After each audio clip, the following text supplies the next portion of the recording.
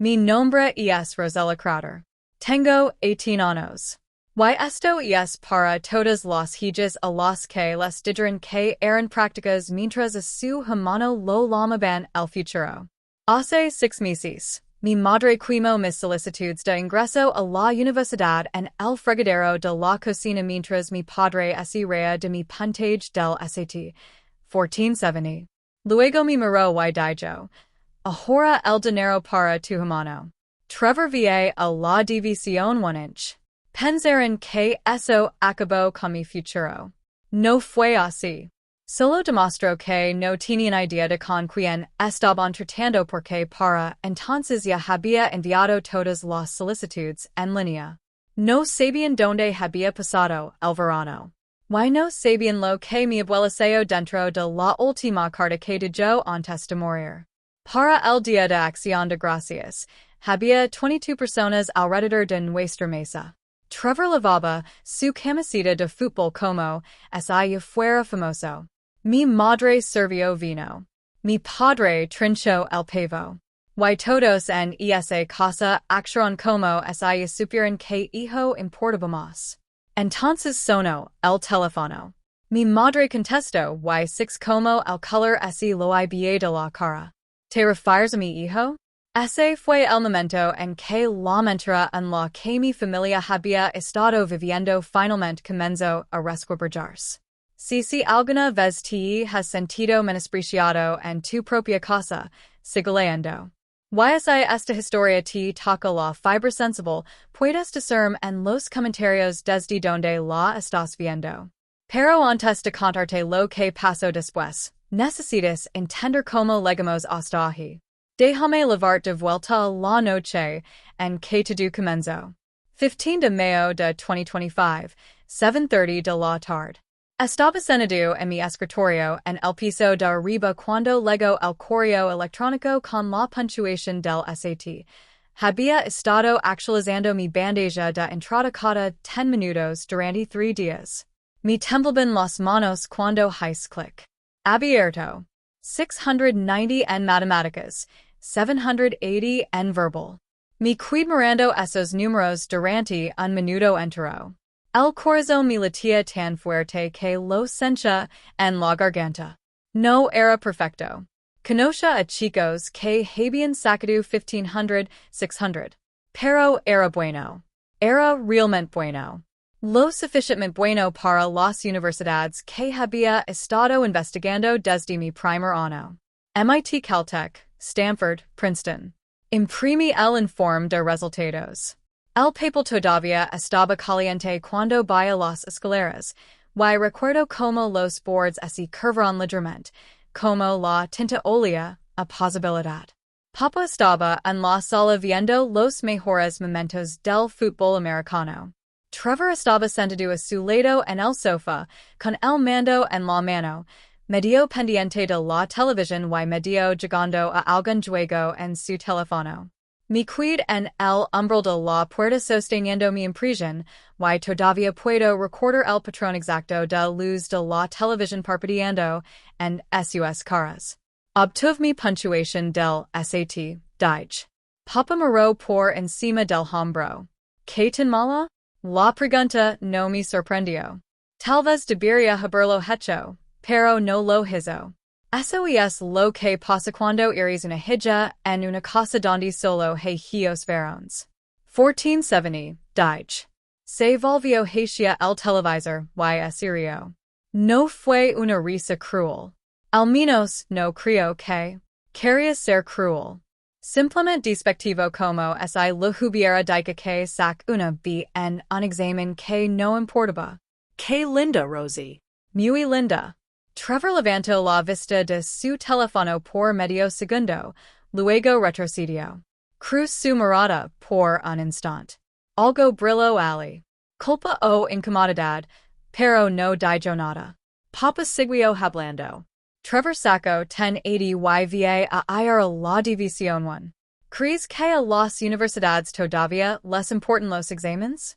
Quieren atletas, líderes, chicos que pueden hacer algo, no solo rellenar burbujas. El papel en mi mano se sintió repentinamente pesado, Como si todas esas horas que había pasado estudiando, los fines de semana, las noches en vela, los exámenes de práctica se hubieran barrado. Mi quid ali parada, por un largo momento. Estaba pensando que podría postularme. ¿Postularme dónde? No me miró. Hemos hablado de esto. La universidad es cara. Estamos poniendo todo en el futuro de Trevor. Tiene una verdadera oportunidad. Pero becas. Rosella.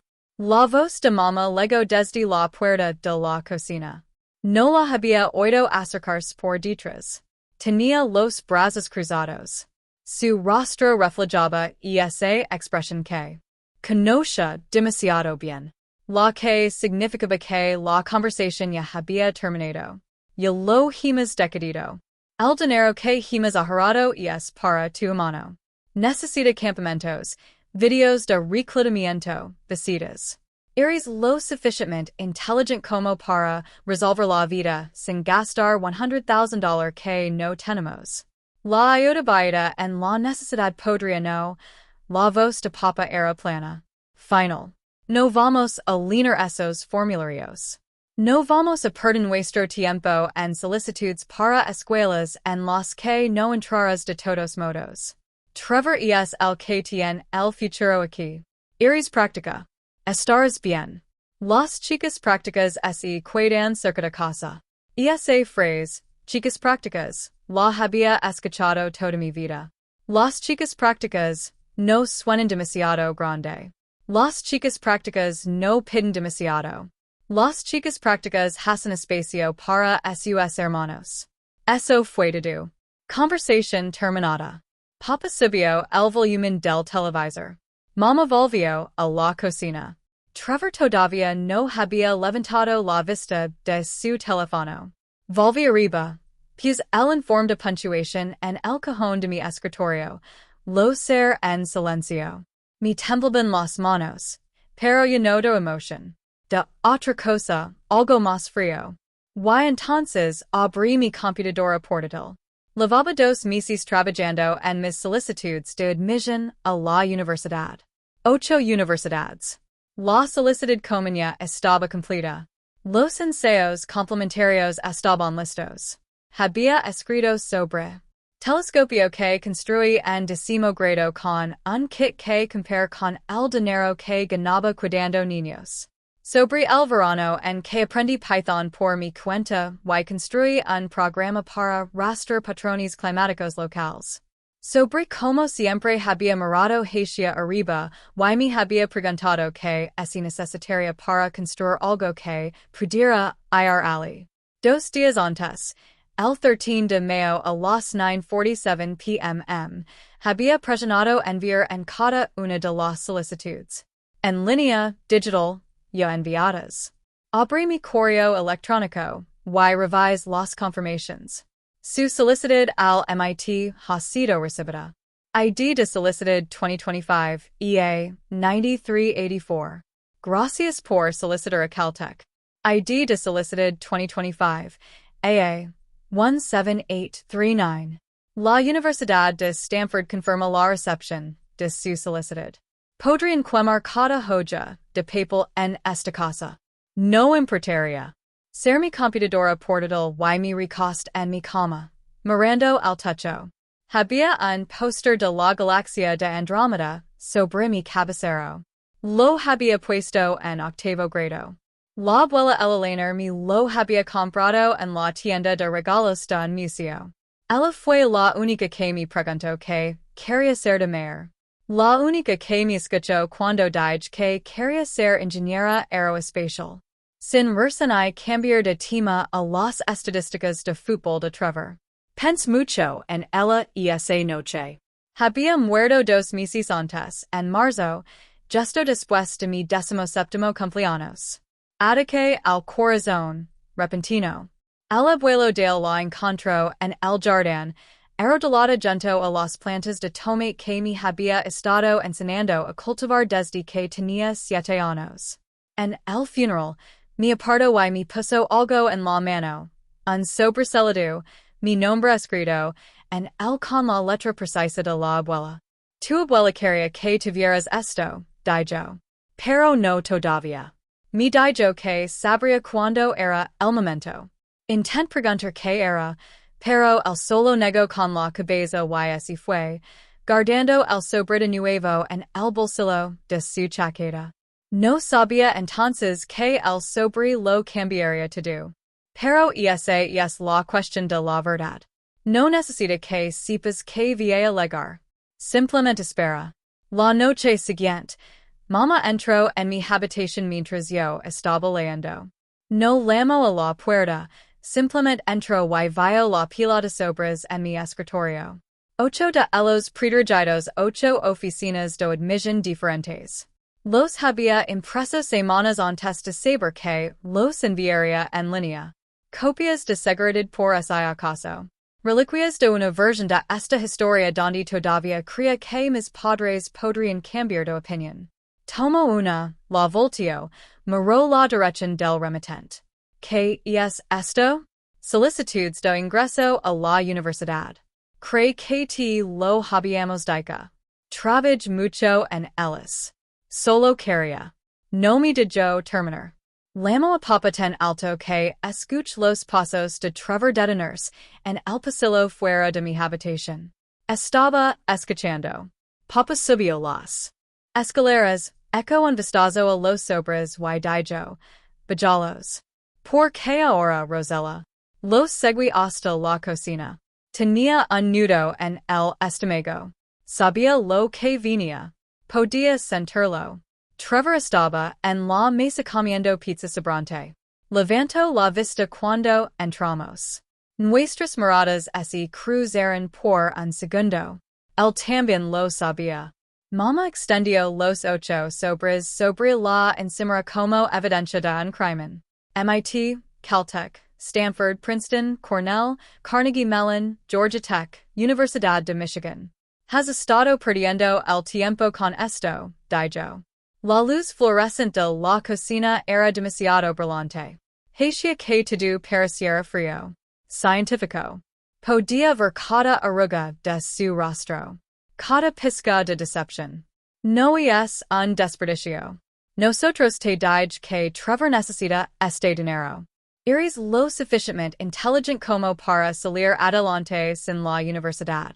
No necesitas un título caro para entender la vida. Papá tomó el sobre de Caltech, leo la dirección. Su rostro se endureció. Estos lugares cuestan $70,000 al año. ¿Crees que estamos hechos de dinero? ¿Ayuda financiera? No lo vamos a hacer. Dijo que el sobre el mostrador. Esto es definitivo, Rosella. Vas a tener que aceptar que no todos pueden ir a la universidad. Algunas personas están hechas para ello. Otras no. Eres práctica. Eso es bueno. Las chicas prácticas se quedan cerca de casa, consiguen trabajo, ayudan a sus familias. No hay nada de malo en eso. Mamá juntó los sobres en una pila. Sus manos eran firmes, seguras. Camino hacia el fregadero, abrió el grifo un poco, lo suficiente para humedecer el fondo del lavabo de acero. Luego dijo que los sobres y sacó un encendedor. Mamá. Encendió la esquina del sobre del MIT. Prendió rápido.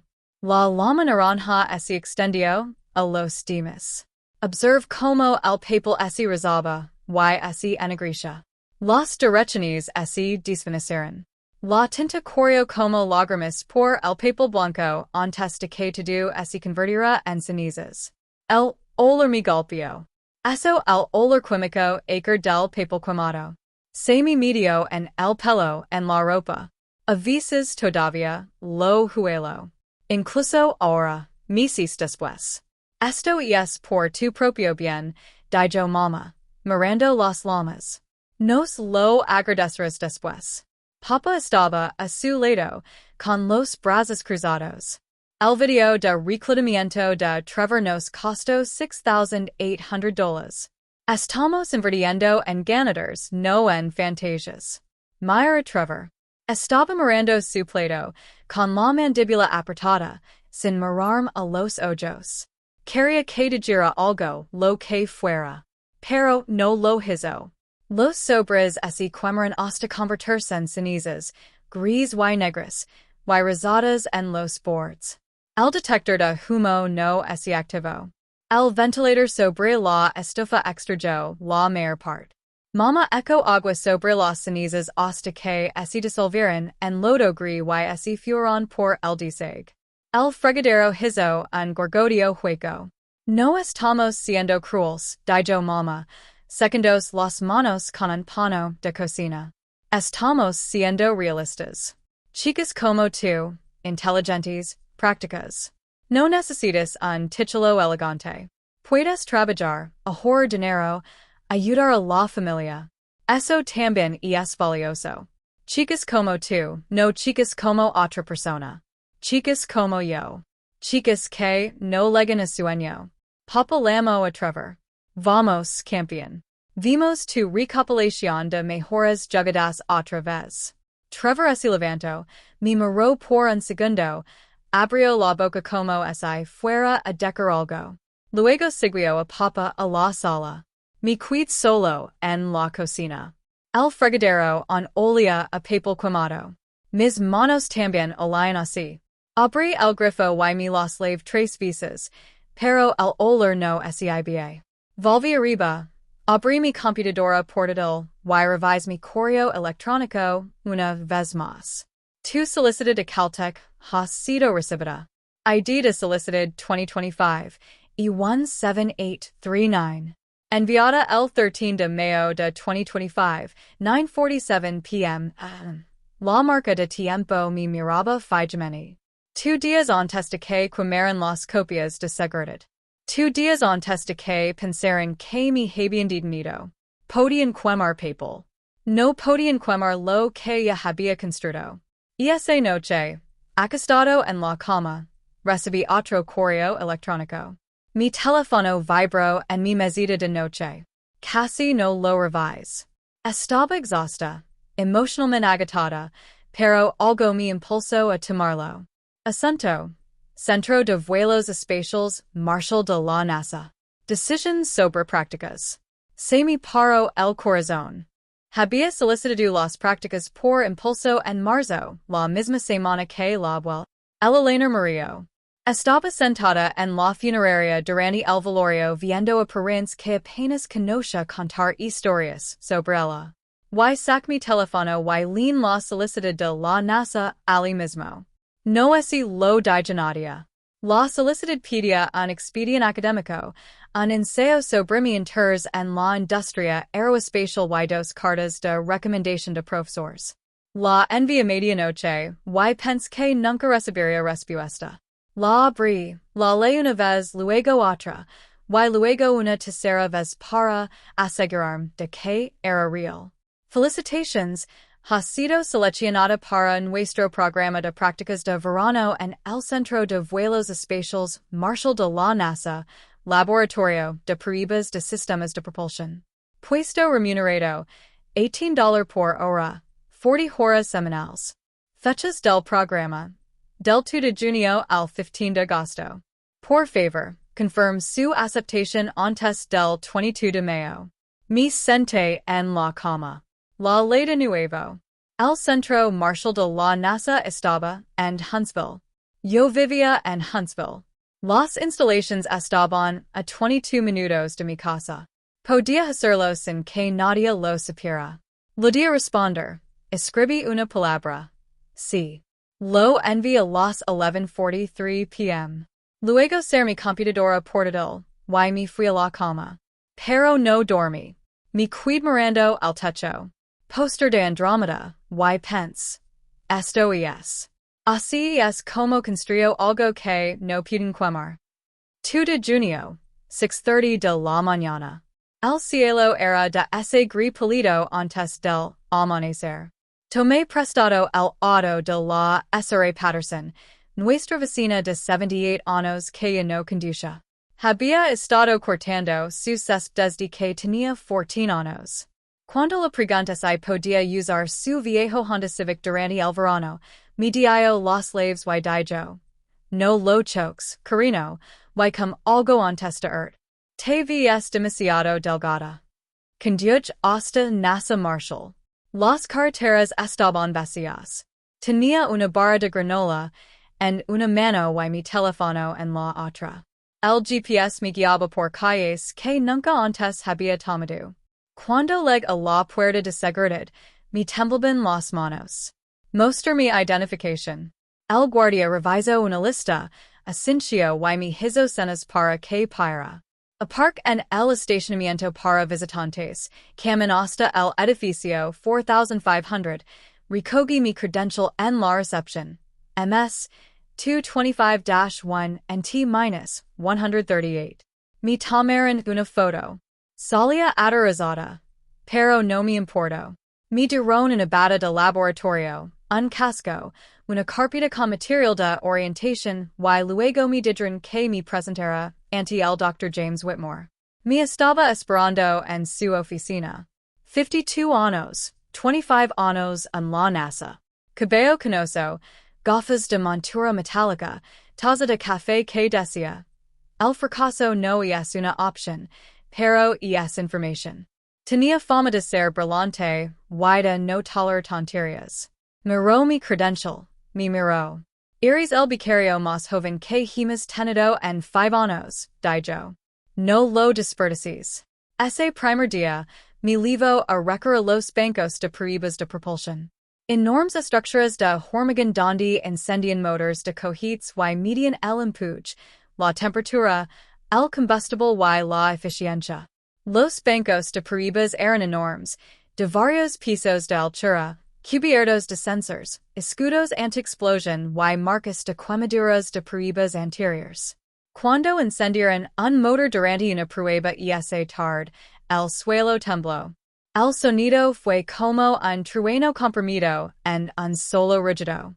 Lo sentí en el pecho, en los huesos. Fue lo más fuerte que jamás había oído. Me cuidé de pie con el casco puesto, las gafas de seguridad empinadas ligeramente, y pensé, aquí es donde pertenezco. El Dr. Whitmore tuvo que gritar por encima del ruido. La mayoría de la gente habla de ir al espacio. Nosotros construimos las cosas que los llevan allí. Trabajo 40 horas a la semana, de lunes a viernes, de 7 a.m. a 4 p.m., análisis de datos de prueba, computation. Modelado. Asistí a revisions de diseño donde ingenieros que me doblaban la edad discusión sobre ángulos de baquila y presión de la cámara de combustión. Aprendí software CAD, ayuda a ejecutar simulations sobre eficiencia de propulsión. Todas las tardes, conducía a casa alrededor de las 6, estacionaba el auto de la SRA Patterson en su entrada. Entraba a mi casa, oliendo ligeramente aceite de máquina y productos químicos del laboratorio. Nadie me preguntó nunca dónde había estado. La primera semana, Papa dijo. ¿Dónde estabas? Dije. En la biblioteca. Dijo. Bien. No te metas en problemas. Eso fue todo. Volvió a ver la televisión. Trevor S. había ido a su campamento de mariscos de campo en Florida el día después de que terminaran las clases. 2 semanas, $4,200. Elite QB Academy lo llamaban. Cuando regresó a finales de junio, la familia lo organizó una cena de bienvenida. Mama preparó su plato favorito, lasagna, pan de ajo, ensalada César. Papa le hizo 100 preguntas sobre ejercicios y juego de pies y lo que los entrenadores dicen sobre su potencial. Me senté a la mesa y comí en silencio, escuchando a Trevor describir el campamento. Por la forma en que hablaba, uno pensaría que ya lo estaban reclutando Alabama y Clemson, pero pude verlo en sus ojos. La forma en que no conocí del todo a los padres cuando respondió, la forma en que su voz se elevó un poco cuando dijo, los entrenadores quedaron realmente impresionados. Estaba mintiendo, o al menos exagerando tanto que bien podría haber estado mintiendo. Nadie preguntó por mi verano, en una sola vez. Para la cuarta semana en la NASA, el Dr. Whitmore mi dio mi propio proyecto, mejora de la eficiencia del micropropulsor. Me entrego una carpeta de artículos de investigación, algunos de ellos de hace décadas, algunos publicados apenas el año pasado, y dijo, mira lo que puedes hacer con esto. Pasé 3 semanas ejecutando simulations, ajustando variables, probando configurations. Execute 47 simulations diferentes, ajustando el ángulo de la baquilla and 0.3 degrees cada vez, probando proportions de mezcla de combustible, modificando algoritmos de control, de vector de empuje. Para la semana 8, tenía resultados. Una mejora de eficiencia del 12% sobre el destino estándar actual. No era revolucionaria. No había a cambiar los vuelos espaciales de la noche a la mañana, pero era real. Era publicable. El Dr. Whitmore miró mis hallazgos y asintió lentamente. Este es un buen trabajo, Rosella. Este es un trabajo publicable. La mayoría de los estudiantes de posgrado no producen resultados como este. No le dije que tenía 17 años. No lo hice. Del que mis padres habían quemado mis solicitudes de ingreso a la universidad. No le dije nada más que lo que dicen los datos. El 10 de agosto, revise mi portal de solicitud de Caltech durante mi hora de almuerzo. Estaba sentado en la cafetería de la NASA comiendo un sándwich. Había empacado esa mañana cuando apareció la notificación. Tu solicitud está en revisión final. Los resultados de la decisión temprana estarán disponibles el 15 de diciembre. Le tomé una captura de pantalla. La guardé en una carpeta oculta en mi teléfono etiquetada como recetas para que nadie la encontrara accidentalmente. El 15 de agosto fue mi último día en la NASA. El Dr. Whitmore me llamó a su oficina antes de que me fuera. Tenemos algo llamado programa Pathways. Dijo que es para estudiantes que queremos mantener pasantes de larga duración durante el año escolar. Posibles caminos opuestos de tiempo completo después de la graduación. ¿Estás interesado? Sí, dije de inmediato. Pondré tu nombre. Deberías tener noticias para noviembre. Me estrecho la mano. Me dijo que había hecho un trabajo excepcional. Me dijo que no dejara que nadie me convenciera de que no era capaz de cualquier cosa que me propusiera. Quería decir que alguien lo había intentado, que habían quemado mi futuro. En el fregadero de la cocina, río. Pero yo solo le di las gracias, y me fui. Esa noche, durante la cena, Papa dijo, Trevor empieza en el equipo universitario la semana que viene. Lo espera un gran año. Este podría ser el año en que los oyedores empiecen a fijarse en él. Mamá dijo, Rosella, deberías buscar un trabajo. Algo para ayudar con las cuentas, tal vez en una tienda o de camarera. La Mayer, dejé el tender. He estado trabajando por allí. ¿Qué? No preguntó a qué me refería. No pidió detalles. No preguntó si estaba bien en I que había estado haciendo todo el verano. Simplemente asintió y volvió a hablar del horario de entrenamiento de Trevor. Revise mi cuenta bancaria esa noche. $7,200. 40 horas a la semana durante 10 semanas a $18 la hora menos impuestos. Había ganado más este verano de lo que habían gastado en el campamento de Trevor. Nadie lo sabía. Y de alguna manera, eso lo hacía aún mejor. Luego septiembre, comenzaron las clases. Último año, Trevor entró al equipo universitario. No como titular. Brady Wilson era el mariscal de campo titular y era bueno. Realmente bueno. El tipo de jugador que podría ser reclutado por universidades de la división 2 de nivel medio. Pero Trevor estaba en la lista. Suplente, técnicamente, tercer mariscal de campo, pero Papa no mencionó eso. Por cuando ese lo contó a la gente. Viernes por la noche, 5 de septiembre. Primer partido de la temporada, Toda la familia fue.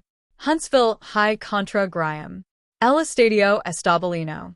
Fútbol americano de un pueblo pequeño de Alabama donde los viernes por la noche son una religión.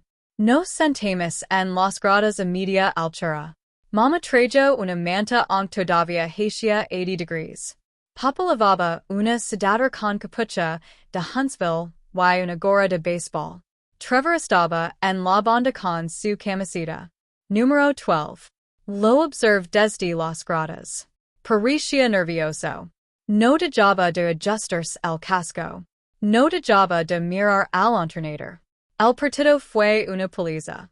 Huntsville ganaba 35-7 en el último cuarto. Brady Wilson había lanzado 4 touchdowns. Era bueno. Muy bueno.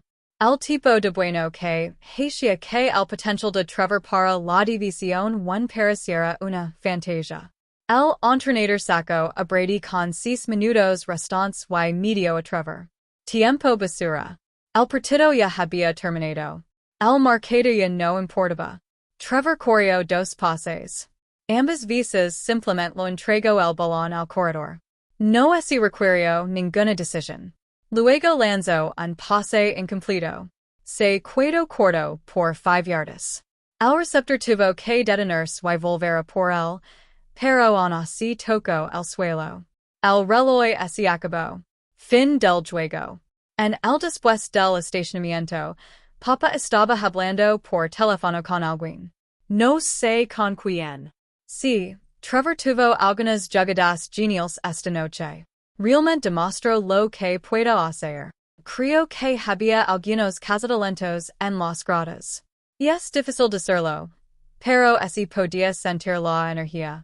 Nada de eso era cierto. Mamá lo estaba diciendo a la S.R. Henderson.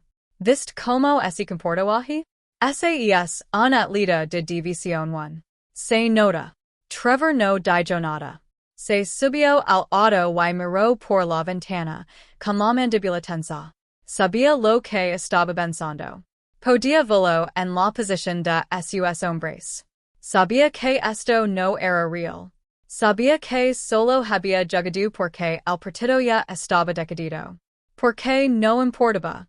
Pero no los corrigió. En casa, Papa llamó por teléfono al abuelo de él. Yo estaba en la cocina sirviendo agua cuando lo oí. Sí, Papa. Trevor tuvo un gran partido esta noche. Brady se lastimó un poco. Mentira. Entonces Trevor intervino y realmente tomó el mando. Los entrenadores hablan de dar más tiempo de juego, tal vez incluso de que se titular la semana que viene. Nada de eso era cierto. En hay una sola palabra. Mi cuidale, con un vaso de agua en la mano, escuchando a mi padre construir una realidad alternativa. Entonces sonó el teléfono. Otro teléfono. El celular de Papa. Contesto. Hola. Sí. Soy el señor Crowder. ¿Sobre Trevor? Hizo una pausa, escuchó. Pude oír una vocecita al otro lado, pero no pude distinguir las palabras. Aya. Película. ¿Cuánto cuesta? Otra pausa. Su rostro cambió. Ahora estaba emocionado. Parece caro, pero sí llevó. Todos los chicos necesitan uno hoy en día. De acuerdo. Envíame la información. Colgo. Mama entró en la cocina. ¿Quién era? Servicio de reclutamiento. Hacen videos de jugadas destacadas. Los envían a las universidades. $3,200. Casi me río. No era un cazatalentos. No era un entrenador universitario. Era una llamada de ventas. Alguna empresa que compraba listas de atletas de secundaria y llamaba a sus padres sin previo aviso vendiendo paquetes de reclutamiento carísimos. Mama dijo que deberíamos hacerlo. Y gastamos $6,800 en el campamento. Esto es diferente. Este es el futuro de Trevor. Necesita una película. ¿De qué otra manera las universidades verán su potencial? Papa suspiró. Bien. Los llamaré mañana. En ese momento me di cuenta de que No había habito ningún casadalentos al teléfono antes, ningún entrenador universitario, solo la ilusión de mi padre, disfrazada de realidad, y vendida al abuelo Dale y cualquier otra persona que quisiera escuchar. Pero mis padres pagarían $3,200 por union video Delaware reclutamiento que no lograría nada porque necesitaban creer. Trevor estaba en la sala cuando entré. Me miró. Lo devolví la mirada. Por un segundo. Vi algo en su rostro. Culpa tal vez o agotamiento o ambas cosas. Luego apartó la mirada. Pero esto es lo que no suposte más tarde. Lo que Trevor me contó meses después tomando café cuando finalmente hablamos de todo esto. Había visto mi credencial de la NASA. A principios de julio, había estado buscando su cargador de teléfono en la cocina y encontró mi mochila en una silla. La cremallera estaba abierta. Mi credencial estaba allí mismo, encima. MS 2025 INT 138 con mi foto y NASA Marshall Space Flight Center impresos en la parte superior. La había recogido, la miró, ese dio cuenta de lo que significaba y la había vuelto a poner. Cerró mi mochila, no dijo en una palabra. Había guardado mi secreto. La única persona en esa casa que sabía la verdad y me había protegido. No lo sabía entonces, pero es importante para la historia porque Trevor no era el villano. Era solo un chico abrumado por las expectativas. Nunca lo pidió. El 1 de octubre, tarde en la noche, estaba en mi habitación cuando mi teléfono vibró. Correo electrónico de Caltech. Actualización del portal disponible. Me temblaban las manos al abrirlo. Gracias por su solicitud de decisión temprana. Su decisión estará disponible el 15 de diciembre a las 5 p.m. hora del Pacífico. 2 meses y medio. Tomé una captura de pantalla. La archive en mi carpeta de recetas. La semana siguiente, recibí un correo electrónico del Dr. Whitmore. Documentación de pathways enviada. Estás en la lista corta. Deberías tener noticias inmediatos de noviembre. Gran trabajo este verano. Por cierto, el equipo todavía habla de tu análisis del micropropulsor. Tienes un verdadero futuro en este campo. 2 secretos ahora. Caltech pendiente, NASA pendiente. Nadia en mi familia sabía de ninguno de los dos. Estaba construyendo algo en la oscuridad. Ladrillo por ladrillo. Número por número, solicitud por solicitud. Y la mejor parte, no podían quemar lo que no sabían que existía. A mediados de octubre, cena del domingo, la tía Linda y el tío Joe vinieron con sus hijos. Mis primos Emma, de 16 años, los gemelos Jake y Ryan, de 12, Madison, de 9, y la pequeña Olivia, de 2, que así pasó casi toda la cena tirando cereals al suelo. La mesa estaba puesta para 10 personas.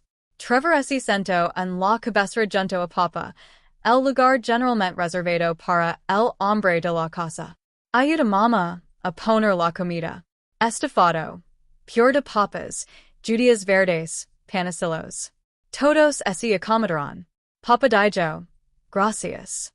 Entonces la conversación giró, como siempre, hacia Trevor. La tía Linda dijo, Trevor, ¿cómo ve el fútbol? Bien. Tenemos 5 victorias y 2 derrotas. El tío Joe dijo, ¿ya eres titular? Trevor dudó. Miró su plato. Todavía no, pero el entrenador dice. Papa interrumpió. Trevor está siendo humilde. Los casadalentos están rondando. Hemos recibido llamadas. Eso era mentira. Yo lo sabía. Trevor lo sabía, pero nadie más lo sabía. La tía Linda sonrió radiant. Eso es maravilloso. ¿Qué universidades? Papa sonrió misteriosamente. No puedo decirlo todavía. No quiero gafarlo, pero digamos que somos muy optimistas. El tío Joe levantó su copa hacia Trevor. Mucha suerte, chico. todos bebiron. Entonces la tía Linda se volvió hacia mí. ¿Y tú, Rosella? ¿Cuáles son tus planes para el próximo año? Mamá respondió antes de que yo pudiera. Su voz era ligera, informal, como si estuviera hablando del tiempo. Rosella se tomará un año sabático. No todo el mundo está hecho para la universidad de inmediato. Ella va a descubrir qué quiere hacer. Tal vez consiga un trabajo, ahorra algo de dinero. No todo el mundo está hecho para la universidad. Las palabras me golpearon como una bofetada. Aunque las había oído cientos de veces, no la creí. Simplemente corté mi estofado en trozos cada vez más pequeños. Mi prima Emma se inclinó.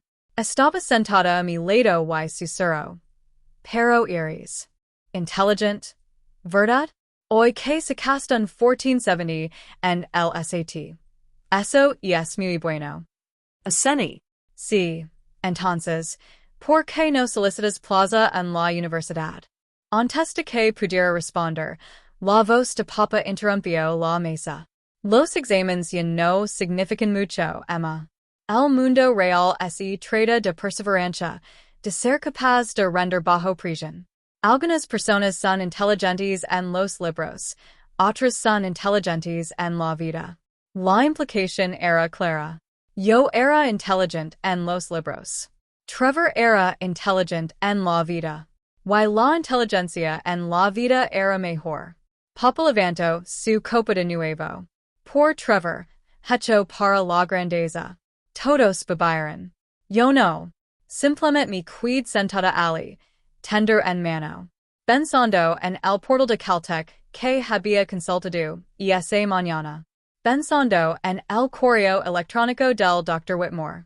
Pensando en los $7,200 en mi cuenta bancaria que nadie sabía que existían. Después de la cena, ayudó a recoger los platos. Trevor estaba solo en la entrée en la cocina con una pila de platos. Me miró. Lo siento, dijo en voz baja. Dejé los platos en la encimera. ¿Por qué? Miró hacia el comedor, donde podíamos oír papareando carcajadas de algo que había dicho el tío Joe. Sabes, lo mayor bien. Parecía cansado, más delgado de lo normal. Tenía ojeras. ¿Estás bien? Preguntó. Se encogió de hombres. Estoy bien. No lo estaba, pero no insistí. Cogió un pano de cocina y empezó a sacar los platos que acababa de dejar. Vas a hacer algo increíble, dijo. No sé qué, pero lo harás. Luego se fue, con el pano de cocina todavía en las manos.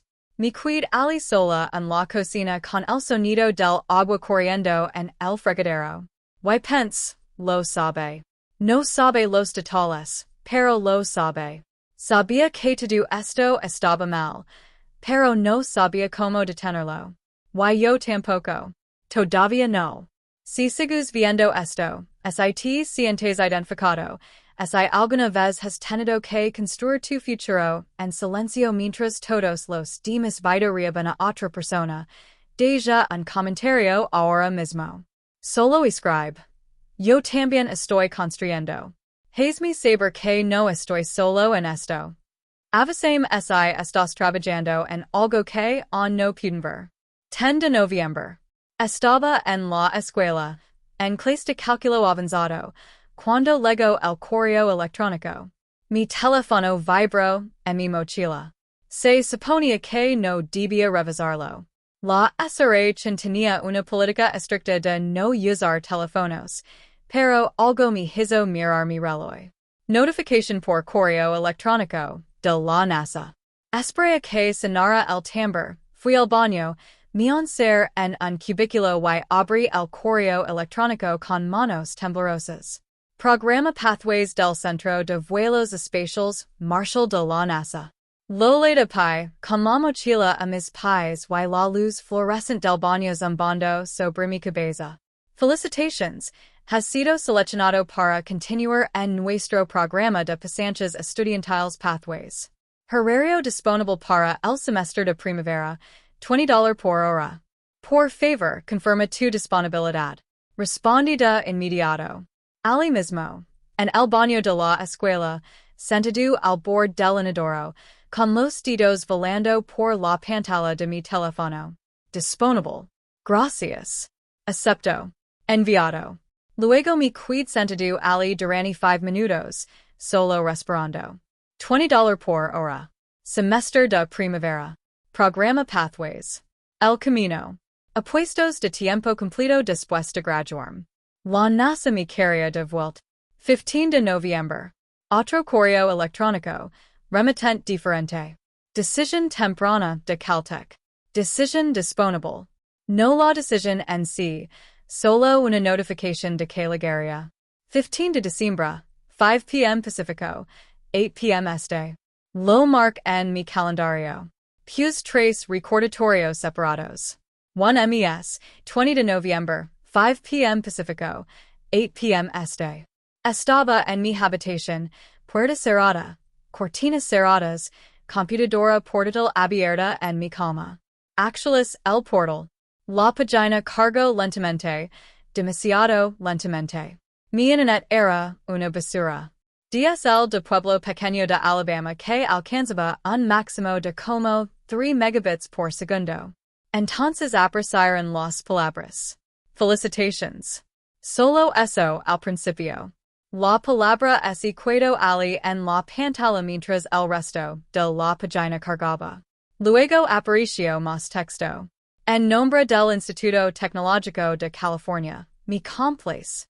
Ofrecer la admisión a la clase de 2030.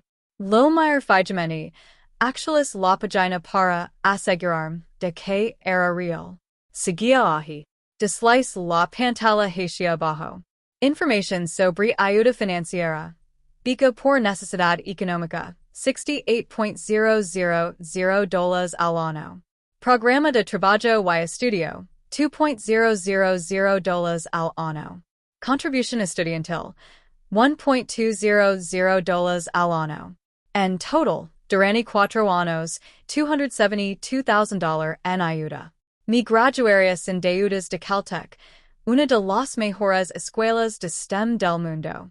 Estaba sentado en mi cama, la pantalla de la laptop brillando en la habitación oscura, y sentí que algo se abría dentro de mí. No en el mal sentido, sino como una semilla que se agrieta cuando finalmente empieza a crecer. Quería llorar. Quería gritar. Quería bajar corriendo y ponerles la pantalla en la cara y decirles. Vin, no soy yo el que no sirve para la universidad. Soy yo a quien quieren. Pero no lo hice. Tomé una captura de pantalla, la guardé, ser la laptop, vaya a cenar como si nada hubiera pasado. Papa estaba al teléfono. Sí, Trevor tiene una verdadera oportunidad este año. Su video de jugadas destacadas va a dejar boquiabiertos a los entrenadores. Gastamos bastante dinero para asegurarnos de que sea de calidad profesional. $3,000, pero es una inversión. $3,200 por un video que quedaría en la página web de un servicio de reclutamiento que ningún entrenador universitario vería jamás, porque así no funciona el reclutamiento. Así no funciona nada de esto. Pero él no lo sabía. O tal vez sí. Y simplemente no podía admitirlo. Me senté a la mesa. Mamá había preparado espaguetis.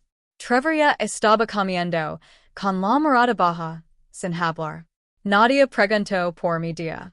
Nadia preguntó si algo había cambiado. Comí mis espaguetis y pensé en Pasadena, en palmeras y montañas y laboratorios de propulsión de cohetes, en un futuro que había construido en secreto mientras ellos veían los resúmenes del fútbol. Me fui a la cama esa noche pensando en diciembre, en acción de gracias, a 27 días de distancia. 22 personas vendrían en nuestra casa, y todavía no había decidido si les había dejar. El 21 de noviembre, Mama comenzó a planear acción de gracias en serios. 22 invitados confirmados.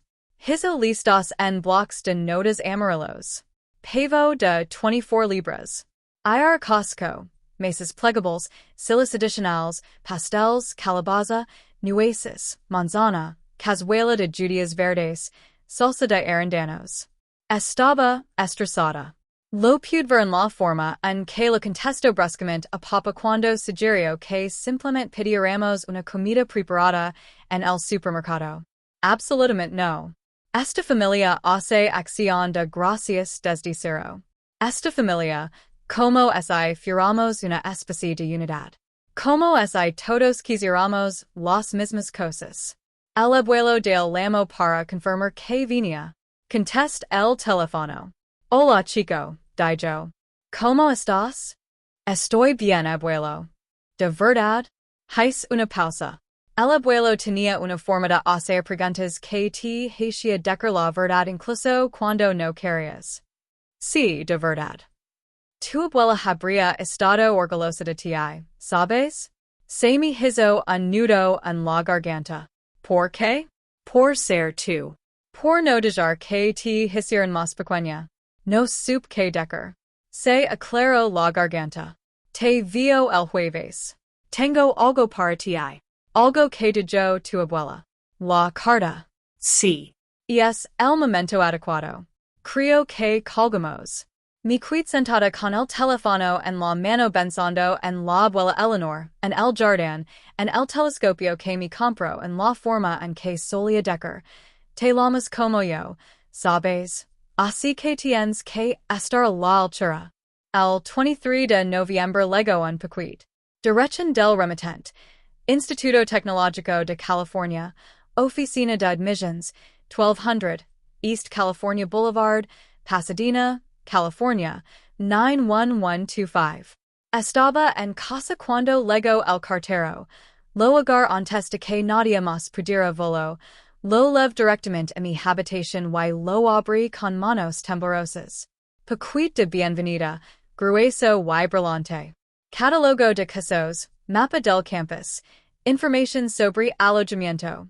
Una carta del decano dándome la bienvenida a la clase de 2030, un bandern de Caltech, una pegatina. Lo extendí todo sobre mi cama, tocada paisa como si pudiera desaparecer. Esto era real. Esto era mío. Lo escondí todo, al fondo de mi armario detrás de.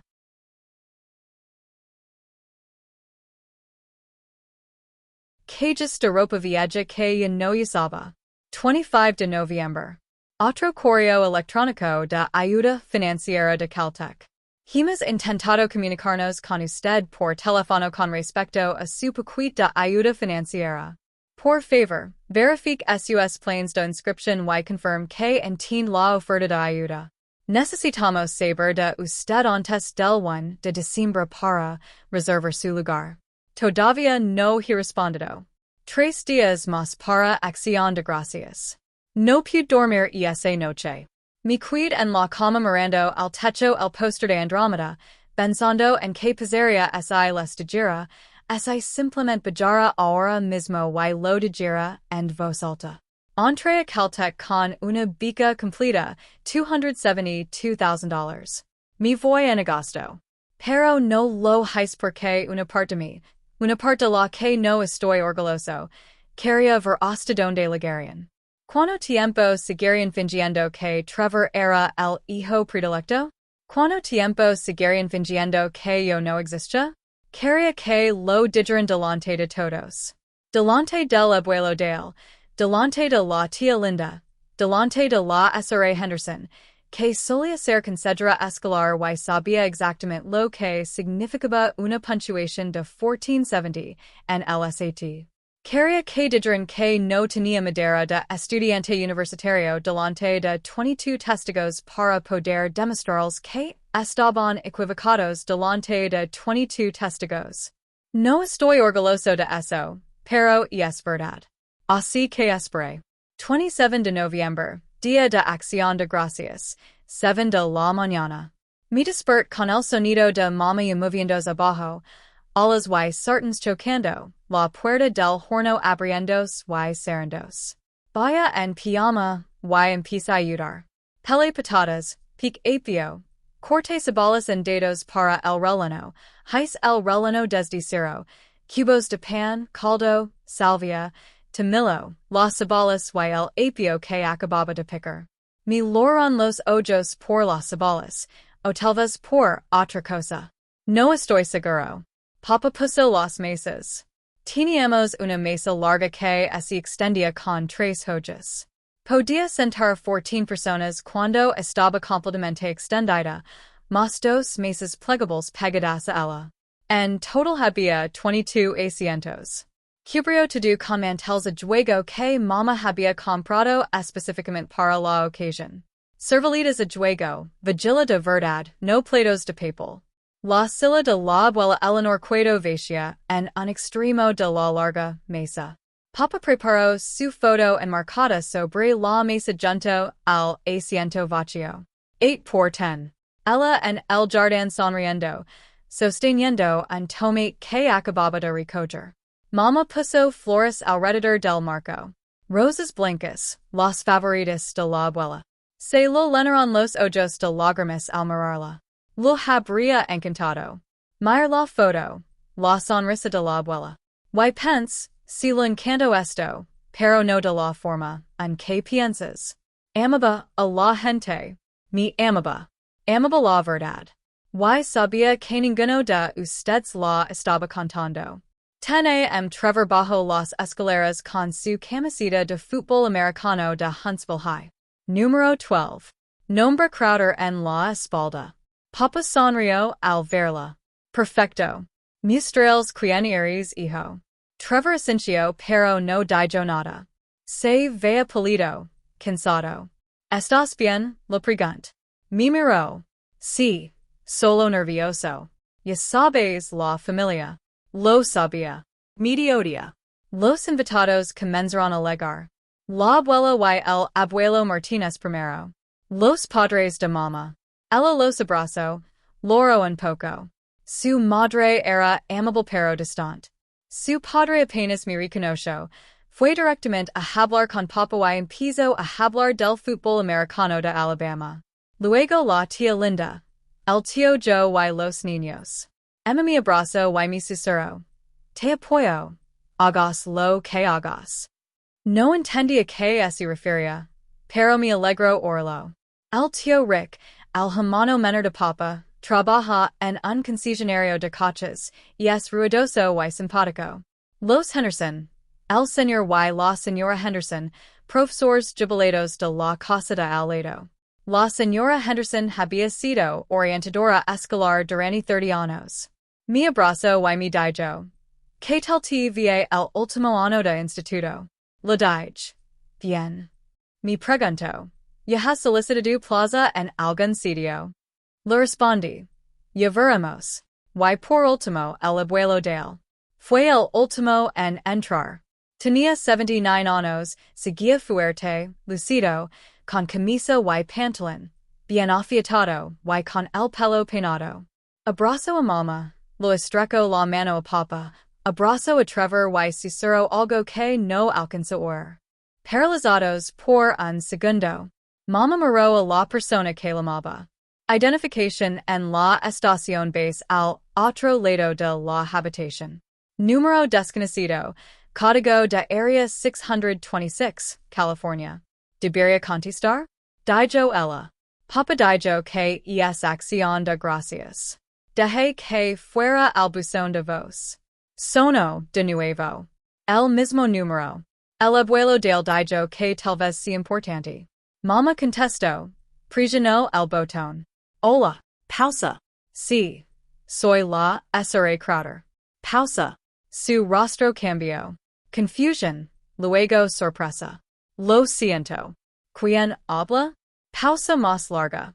La mesa había quedado completamente en silencio. Los tenedores congelados en el aire. 22 personas escuchando. Caltech. Toda la habitación pareció contener la respiración. Los ojos de mamá se abrieron de par en par. Me miró directamente. ¿Intentas comunicar con quién? Su voz se quebró ligeramente. Mi hija. Seni que cada par de ojos en esa habitación se volvía hacia mí. Los 22. Incluso la pequeña Olivia dejó de tirar comida. Mama aprido el teléfono contra su pecho, cubrió el altavoz. Su rostro estaba pálido. Rosella, solicites admission a Caltech? Mi levant, camin hacia ella. Extendí la mano. La tomare. Mi paso el teléfono. Lo temblaba la mano. Mi lo leva la oreja. Soy Rosella Crowder. La voz al otro lado de la línea era clara, professional, femenina. Hola, Rosella. Soy la Dra. Sarah Chun. Del Instituto Tecnológico de California, Oficina de Ayuda Financiera. Le pido disculpas por llamar en un día festivo, pero hemos estado intentando comunicarnos con usted durante varios días. ¿Recibió la notificación de nuestro paquete de ayuda? 22 personas escuchando cada palabra que decía. Sí, señora, la recibí. Maravilloso. Quería confirmar personalmente la beca en la necesidad de $68,000 por año. ¿Le parece aceptable esta cantidad? Sí. Excellent. Nos encantaría invitarla a usted y a su familia al campus el 8 de diciembre para nuestra recepción de estudiantes admitidos.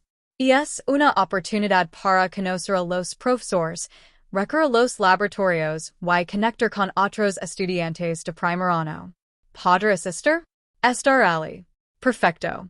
Lo enviar los detalles por correo electrónico esta noche. Y Rosella, sí. Felicitations. Estamos absolutamente encantados de tenerla como parte de la clase de 2030 de Caltech. Su solicitud fue excepcional. Gracias. Colg, deje el teléfono sobre la mesa. El silencio era tan denso que se podía cortar. Papa se levantó lentamente. Tenía la cara roja. ¿Qué demonios acaba de pasar? Lo Meyer mama, Meyer Trevor, luego Meyer al abuelo de él. Él estaba sonriendo, de hecho sonriendo. Dije, entre a Caltech. ¿Solicites? La voz de Papa estaba tensa. Sin decirnoslo, te dije que quería solicitar. Qui más mis sobres. Recuerda el fregadero de la cocina el 16 de mayo. La voz de mamá temblaba ahora. Dijimos que no. Dijimos que ahorraras el dinero para Trevor. Dijimos que no necesitaba tu dinero, dije con calma. Obtuve una beca completa, $68,000 al año en ayuda en la necesidad. Esos son $272,000 en 4 años. El tío Joe, Dios bendiga al tío Joe, hizo los cálculos en voz alta de inmediato. $272,000. Jadios alrededor de la mesa. La tía Linda se llevó la mano a la boca. Rosella, SOES increíble. La señora Hendersonia estaba llorando. Lo sabía. Sabía que podías hacerlo. La cara de Papa estaba poniendo más roja. Fuiste en nuestras espaldas. Después de que te dijimos explícitamente que no, present mis solicitudes en línea. Dije. 15 de septiembre. 2 días antes de que quemaras las copias de seguridad que había impreso. Trevor levantó la cabeza de golpe. Antes? Ascení. 2 días antes. Emma susurró. Dios mío. La mesa volvió a quedar en completo silencio. Papa tartamudeaba ahora. ¿Cuándo te enteraste? El 20 de noviembre.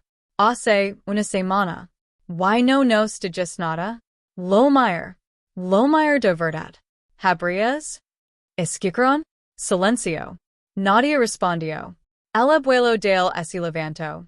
Se acercó a mí. Mi abrazo y mi susurro al oído. Lo suficientemente alto como para que la gente cercana pudiera oír. Eleanor estaría muy orgulloso. Luego dijo más alto para que todos pudieran oír. Hey más, ¿verdad? Mi separ, lo Meyer y asentí. Decelo, dijo. Respire hondo. He estado trabajando en el centro de vuelos espaciales. Marshal de la NASA desde junio. La voz de mamá se quebró. ¿Qué? Prácticas de verano, laboratorio de pruebas de sistemas de propulsión. $18 la hora, 40 horas a la semana, 10 semanas. Gains $70, $200. La mesa estalo. NASA? Trabajas en la NASA? Ahí es donde estuviste todo el verano. La voz de papa interrumpió. Dijiste que estabas en la biblioteca. No preguntaste dije. Nunca preguntaste. Te dije que estaba trabajando. Supusiste que no era nada. No te importó lo suficiente como para preguntar dónde. La voz de la tía Linda era suave, casi extraña. Rosella, NASA, aquí en Huntsville. A 22 minutos de esta casa, dije. Edificio 4550, Laboratorio de Pruebas de Sistemas de Propulsión. El Dr. James Whitmore era mi supervisor. Conducía hasta allí todas las mañanas, volvía a casa todas las noches, aparcaba en casa de la Sra. Patterson. Entrada para que no se viera el coche. Nadia preguntó dónde había estado. La señora Henderson se tapó la boca con las manos. Rosella, Carino, las prácticas en la NASA son increíblemente competitivas. Cientos de solicitudes para cada puesto. Lo sé. ¿Y tú conseguiste una a los 17? Sí, señora. El tío yo dijo. Pero es Rosella. Eso es enorme. Eso te puede impulsar profesionalmente. NASA Pathways. Ese es el camino hacia trabajos a tiempo completo después de graduar. Vicente. Me invitaron a volver. Semestre de primavera, $20 la hora. El abuelo Dale seguía, de pie a mi lado. Me puso la mano en el hombro. Cuéntales sobre tu proyecto. Lo Meyer.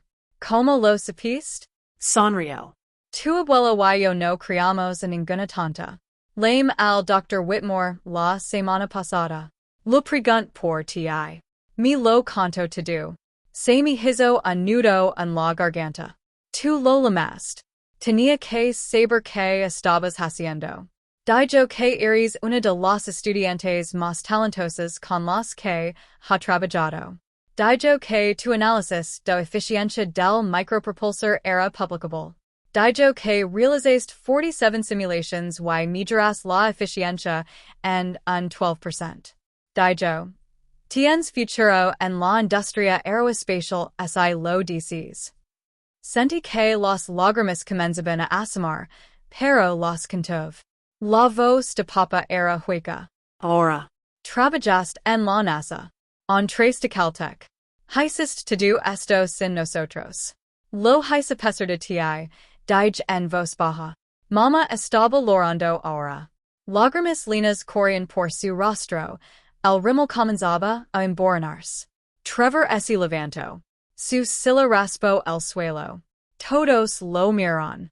Lo siento, dijo. Su voz temblaba. Papa dijo. Scientate, Trevor. Esto no se trata de ti. Sí, sí se trata. La voz de Trevor se hizo más fuerte, más firme. Se trata de todos nosotros. Se trata de lo que lo hicimos. Papa también se levantó ahora. Trevor, no.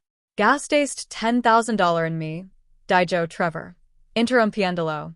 Campamentos, videos de reclutamiento, servicios de filmación, sesiones de entrenamiento, tacos nuevos, esa academia de QB que se suponía que me haría reclutar, todo.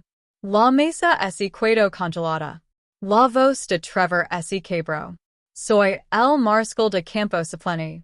He jugado 12 jugadas en toda la temporada. 12. Todo en tiempo basura.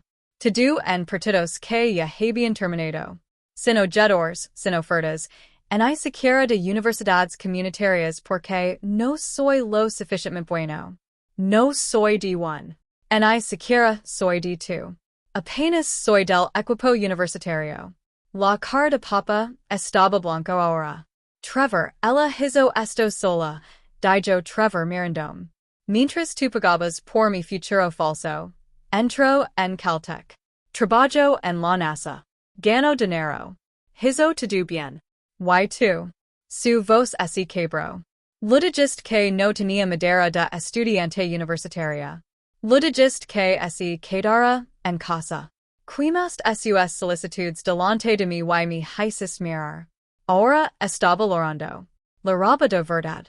Querías que fuera algo que no soy, tan malo que no pudieras verlo. Ella ya estaba volando. Se dio la vuelta y salió de la habitación. Nadia se movió. Nadia habló. Podía orlo llorar en la otra habitación. Entonces el teléfono volvió a sonar. Esta vez era el celular del abuelo de él. Lo sacó del bolsillo, miró la pantalla. Es Martin Brooks, dijo. La voz de mamá era apenas un susurro. ¿Quién? El abogado de la herencia de tu madre. Papa se hundió en su silla. El abuelo contestó. Martin? Sí, ahora mismo. Pausa. Están todos aquí. Miró a Papa.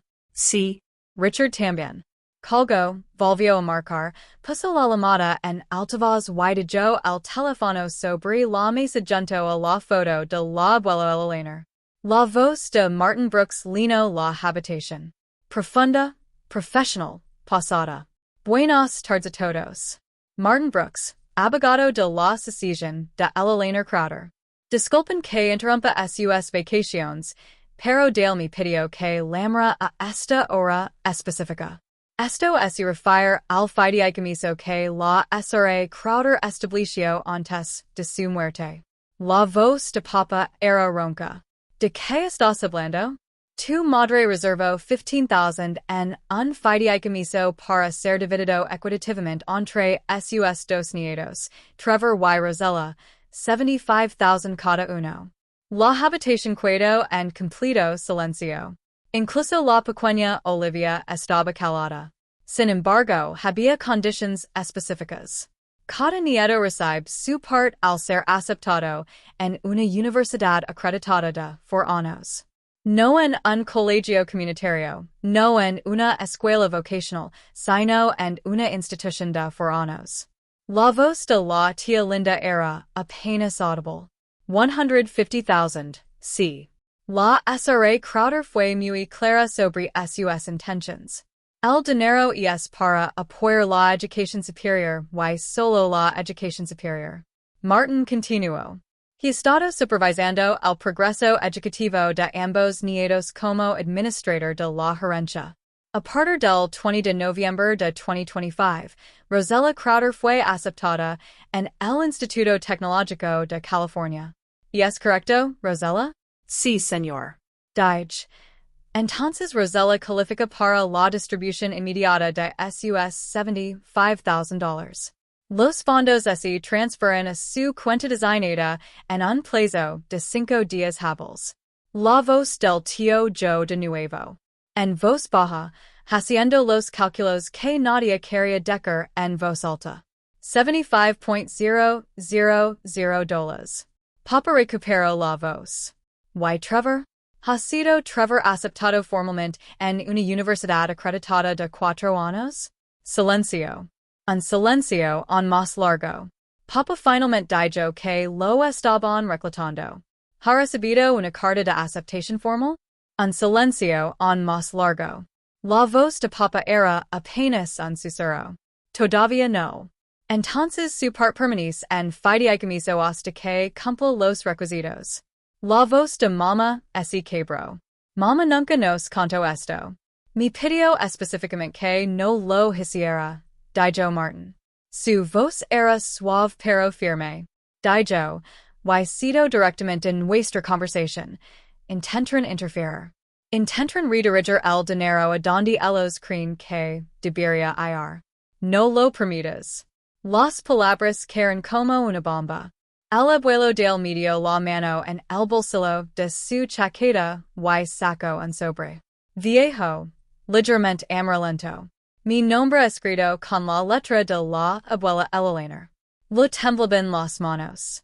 Mientras rompía el sello.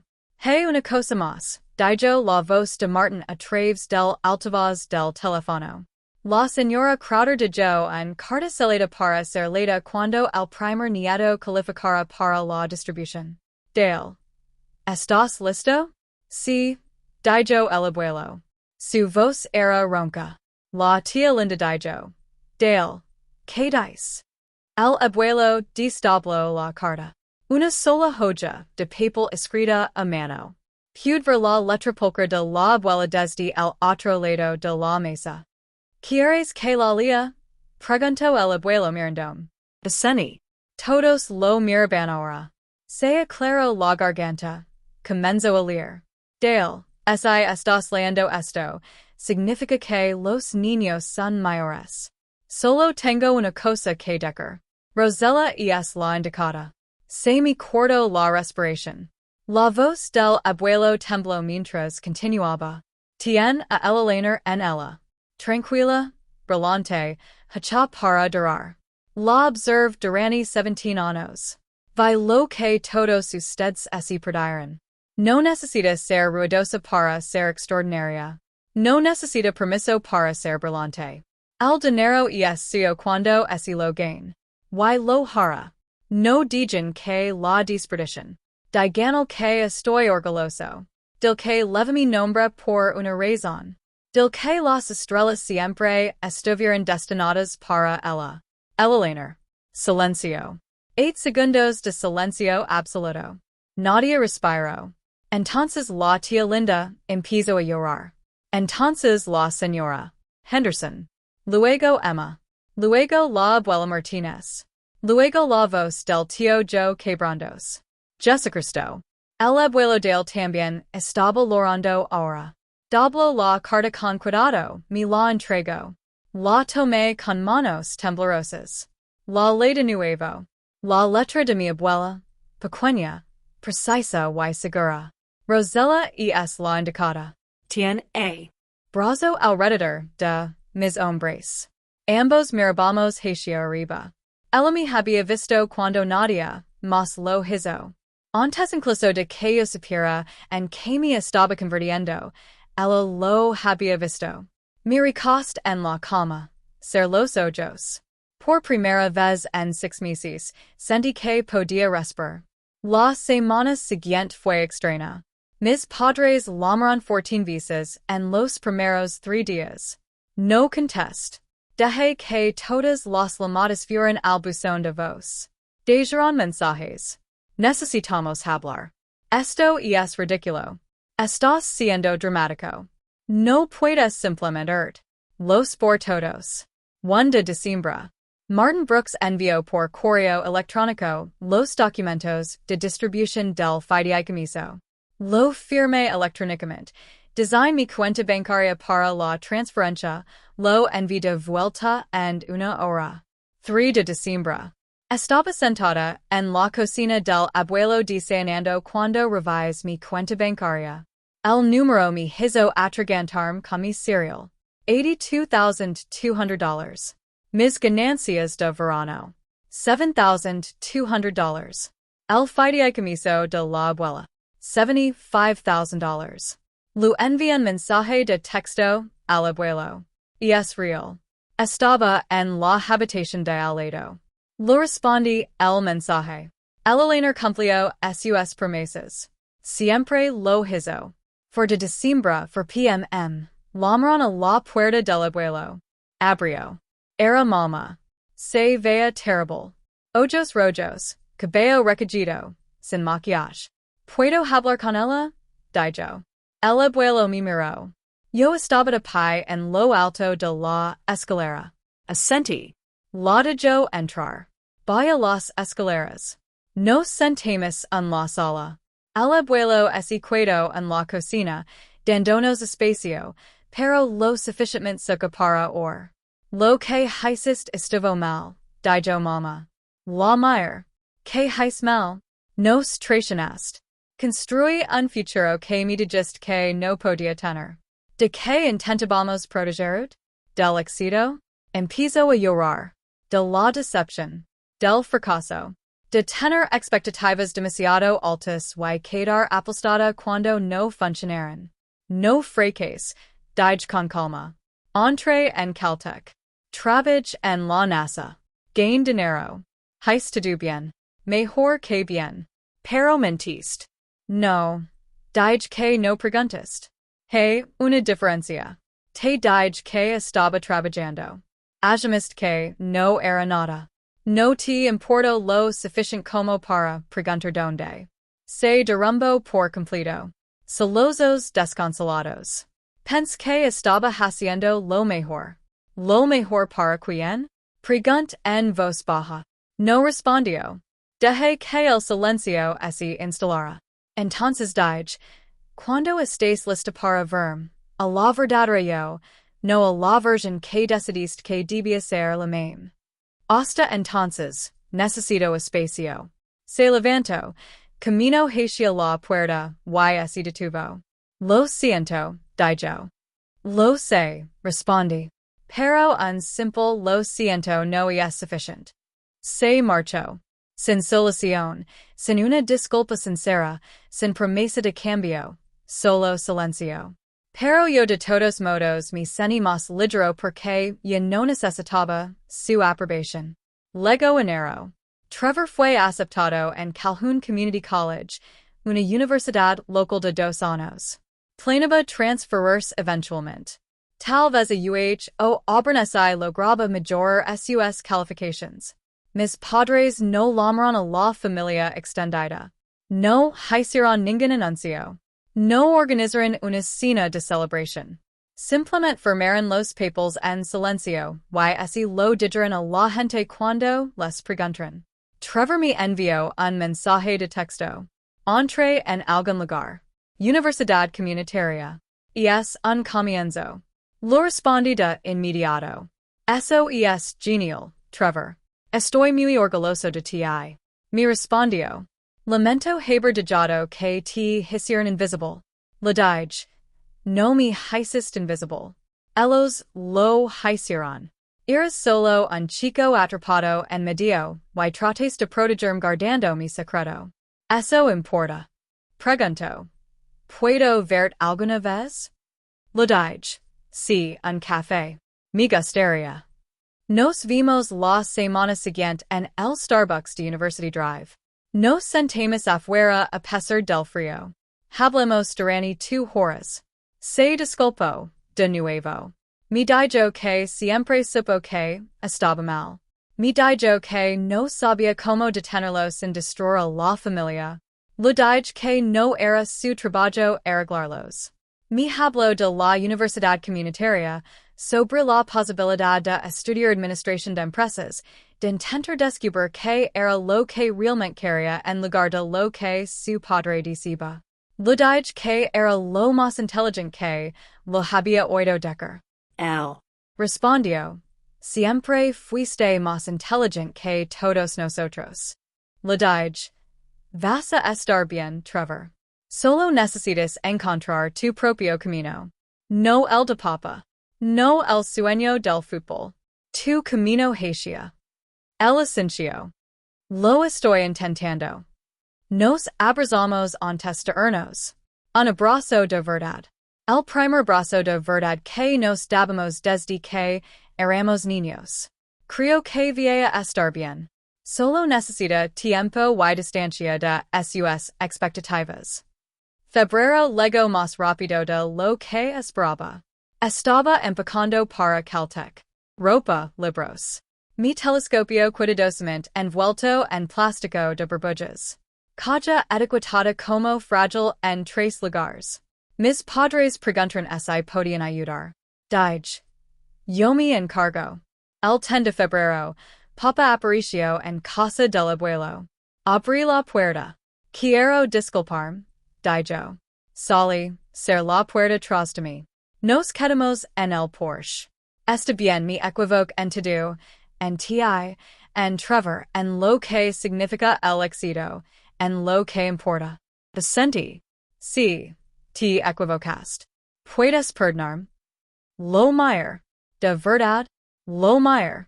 Él Parecía mer, más pequeño de alguna manera, como si algo así hubiera roto dentro de él. Finalmente dije. Pero no hoy. Todavía no. ¿Qué necesitas? Necesito que te lo ganes como yo me gain todo. Demuestra que me ves. No la version que querías. La version que está aquí. La hija que entró en Caltech, que trabajó en la NASA, que construyo un futuro que intentes destruir. Se estremeceu. No quis decker si lo hices. Dije que lo dixias en serios cuando lo dijiste. Lo dixias en serios cuando mama encendió la cerilla. Lo Christ. Christ que no valía la pena invertir en mí. Tienes que aceptar eso antes de que podamos seguir adelante. No digo nada. Dije.